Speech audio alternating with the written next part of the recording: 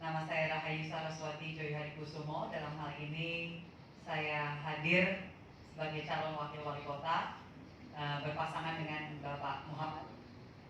Dan puji syukur kepada Tuhan Yang Maha Kuasa bahwa malam hari ini kita diberikan kesempatan untuk bisa bertatap muka, bertatap setengah muka ini mungkin karena setengah wajah kita tertutup. Tetapi bagaimanapun juga ya, ini salah satu hal protokol kesehatan karena kita harus menjaga keselamatan satu sama lain. Ini apalagi adalah hamba-hamba Tuhan di sini yang bergantung bukan hanya satu dua orang, tapi banyak jemaatnya. Jadi di sini kita harus betul-betul menjaga. Bapak Ibu sekalian, saya berterima kasih kepada Pak Jimmy yang telah memfasilitasi pertemuan malam hari ini bersama dengan Bapak Ibu yang saya hormati. Ini merupakan sebuah kehormatan bagi saya secara pribadi untuk bisa mengenal Bapak Ibu, tapi juga kita bisa berbincang-bincang, berdiskusi, dan silahkan kalau misalkan ada pertanyaan selain dari tadi masukan-masukan, tapi jika ada pertanyaan itu juga saya sangat terbuka. Tapi mungkin untuk menanggapi terlebih dahulu dari yang tadi sudah disampaikan. Yang pertama, perlu untuk diketahui juga bahwa tadi mungkin sudah disebut beberapa istilahnya kayak tim relawan gitu ya, atau kelompok-kelompok yang memang sudah menyatakan dukungan. Bapak tadi menyampaikan juga dari Merah Putih, relawan Merah Putih, untuk komunitas Katolik ada Musa, dan sebenarnya kita juga ada relawan sehati untuk semua. Sehati itu juga di bawah, karena kalau saya datangnya kan dari Gerindra. Gerindra ini kami punya sayap partai yang memang itu Gerakan Kristiani Indonesia Raya. Jadi itu bergerak dengan relawan sehati untuk semua itu di bawah Gekira, yang dimana juga salah satu yang pemimpinnya itu adalah Dr. Bambang Susanto. Ya, jadi beliau yang akan membantu saya untuk karena saya sudah bertemu dengan GBI sudah, dengan kalau nggak salah GBDI juga sudah, ini dari yang Banten juga maupun juga ada beberapa, itu kami sudah beberapa kali ada pertemuan, bahkan juga dari kawan-kawan lintas lah pokoknya. Ini nanti kami di satu hal memang kita sangat langsung berpikirnya seperti ini Bapak Ibu. Satu hal tantangan terbesar kalau kita melihat Tangerang Selatan adalah angka partisipasi. Partisipasi sangat rendah sekali di Tangsel. Dan memang kita harus mengakui bahwa seringkali yang akhirnya tidak, karena gini, pilpres dengan pilkada pasti beda, euforianya beda. Waktu pilpres itu angkanya langsung naik jadi 85%, sedangkan waktu pilkada 2015 hanya 57%, jauh sekali. Yang kita harapkan dari semua yang menyatakan dukungan terhadap Muhammad Saraswati, istilahnya begini, iman tanpa perbuatan sia-sia Bapak Ibu. Jadi kita bisa berdoa siang dan malam, tapi kalau misalkan pada tanggal nanti ini kalau tidak jadi ditunda, itu masih terjadi di tanggal 9 Desember.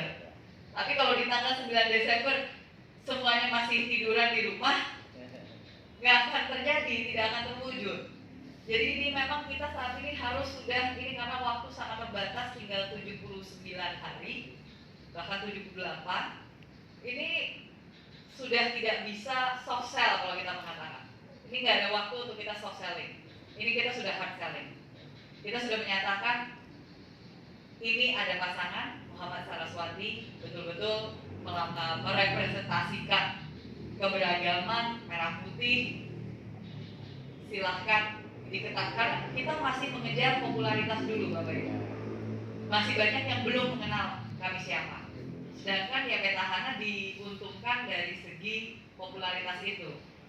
Tapi kami percaya bahwa jika popularitas bisa kami kerja, pasti elektabilitasnya pun juga akan naik.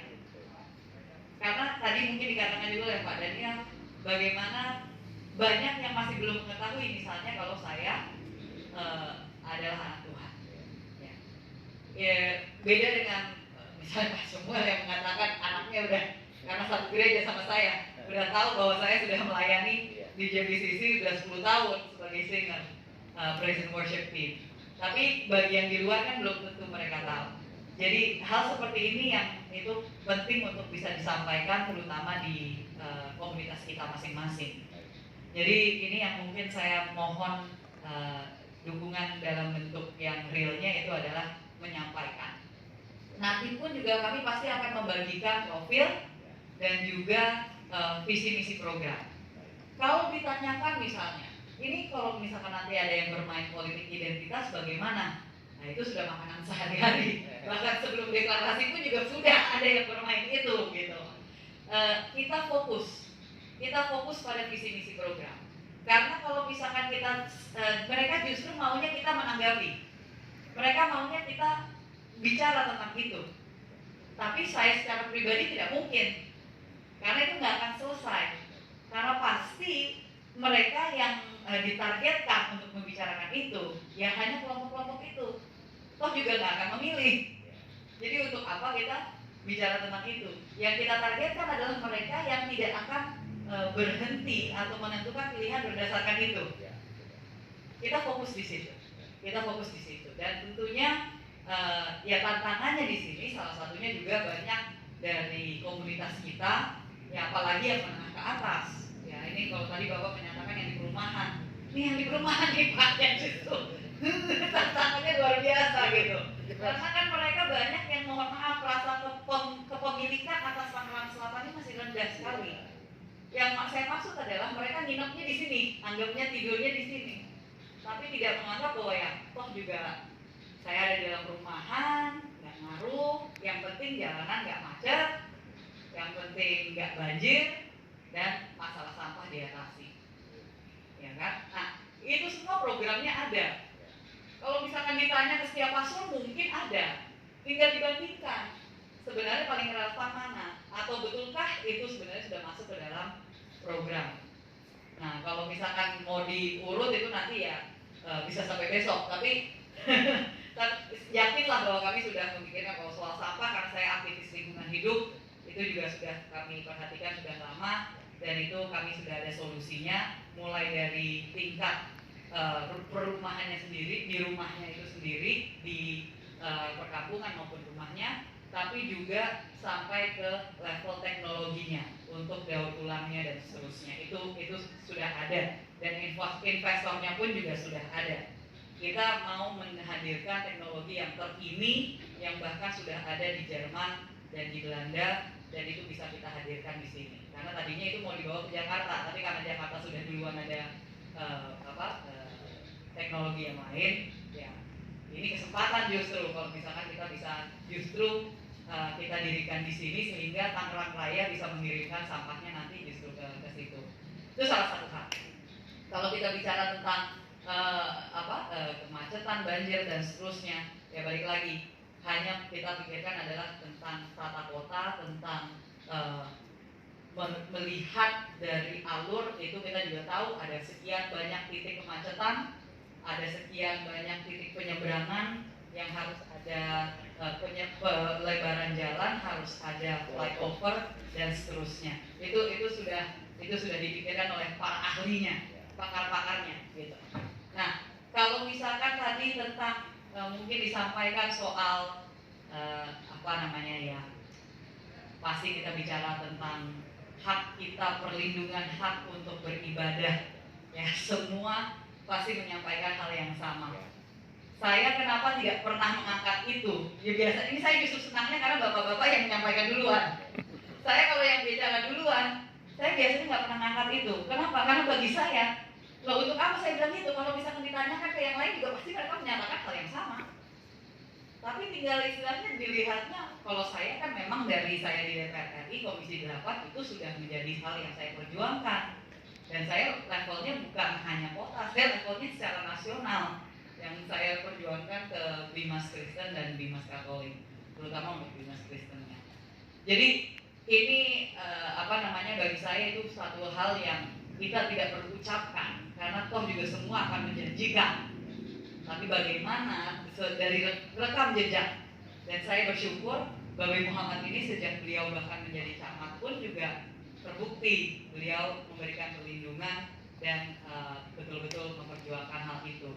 Jadi menurut saya istilahnya ini bukan hanya dari saya pribadi, tapi saya juga melihat dari karakter pasangan calon saya ini, betul-betul beliau juga punya pemahaman yang sama. Justru tagline kami yang Tangsel untuk semua itu dari beliau, ya kan? Itu dari beliau. Jadi beliau insist itu masih mau menggunakan itu, dan saya setuju.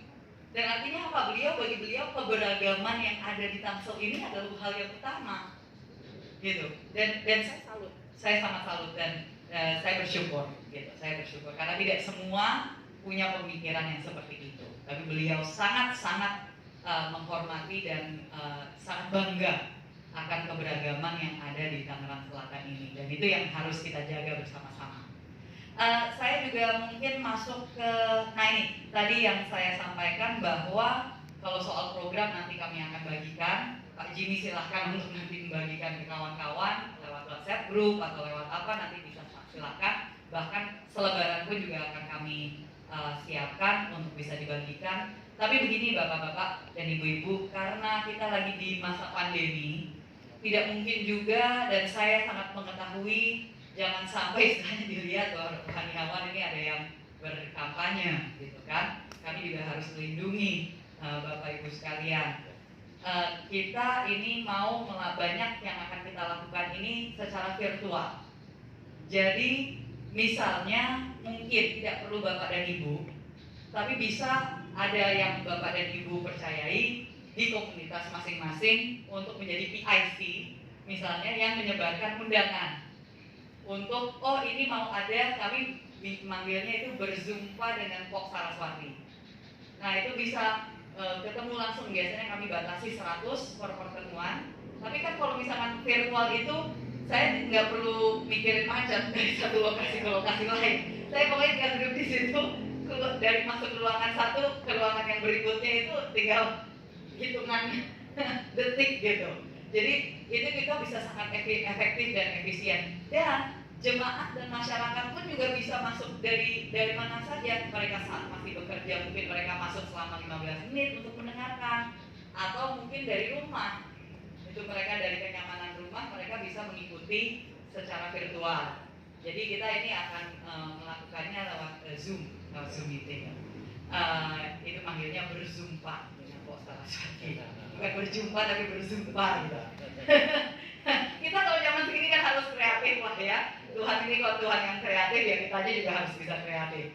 Bagaimana kita bisa menembus semua tantangan dan halangan karena pandemi saat ini. Tapi justru itu saya bersyukur karena akhirnya bisa lebih efektif saja gitu. Tapi kami mohon nanti bisa berkomunikasinya itu apakah itu melalui Pak Jimmy atau nanti juga melalui langsung tim kami. Di sini ada dua anak Tuhan yang jadi tim saya, yang satu Linus, satu Ovan, dan juga ada beberapa anak-anak muda lain yang, karena saya juga ya namanya juga didikan Pastor Jeffrey. Leaders create leaders kan, pemimpin harus mempersiapkan generasi berikutnya. Jadi saya juga ada anak-anak muda yang lain yang saya ikut sertakan, kamu belajar, karena nanti kamu juga harus siap dimanapun kamu ditempatkan untuk bisa memimpin generasi berikutnya lagi. Jadi terima kasih. Jadi ini saya nggak hanya mengucapkan, saya mencoba untuk saya lakukan karena itu yang saya pelajari. Jadi ini nanti bisa langsung dengan mereka atau bisa dengan tim saya. Nanti silakan Pak Jimmy bisa memfasilitasi. Mungkin ada contact personnya, gitu kan? Di setiap komunitas bisa menyampaikan. Nanti kita langsung tektokan dengan orang tersebut untuk meset waktu untuk bersumpahnya kapan, jam berapa, apakah weekend, apakah pas weekday. Kalau buat ibu-ibu enaknya jam berapa, kalau buat anak mudanya itu jam berapa. Karena Gamki, puji Tuhan juga bersama dengan kita, dan juga ada komunitas-komunitas lain. Jadi saya sangat bersyukur. Ini mungkin yang bisa saya sampaikan. Intinya bagaimana kita bisa menggerakkan, bagaimana kita bisa terus berkomunikasi. Yakinlah, saya bukan tipe yang istilahnya hanya pas masa kampanye aja itu bertemu. Ya kalau misalkan Tuhan memang memberikan kepercayaan kepada kita melalui masyarakat, pasti pintu selalu terbuka untuk kita terus berkomunikasi. Karena itulah kenapa yang mau kita lakukan kan salah satunya itu G, gotong royong. Jadi kami jabarkan itu T, transparan, A, akuntabel,